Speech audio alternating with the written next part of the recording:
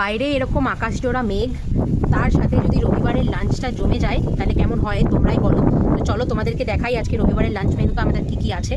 প্রথমেই যেটা রয়েছে একদম গরম গরম ভাত, হাঁড়ির ঢাকা ধরা যাচ্ছে না এত গরম ভাত।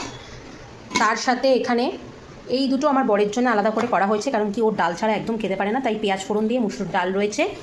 তার সাথে এখানে রয়েছে কুমড়োর ছেচকি, যেটা কালকের, কিন্তু কালকেও যত খাইনি বলে আজকে ওর জন্য এটা রাখা হয়েছে।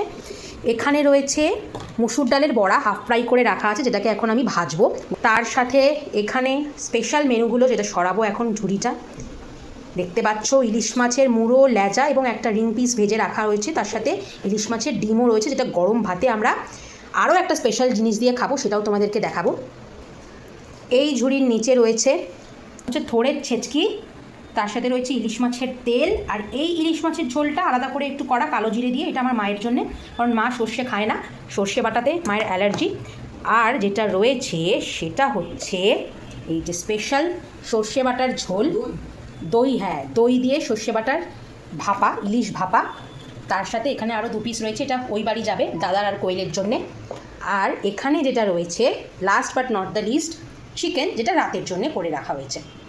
তো আজকের মেনু তোমাদের কেমন লাগলো অবশ্যই জানিও, ভালো লেগে থাকলে লাইক করে রাখো, চ্যানেলটাকে ফলো করে রাখো। Till then tata.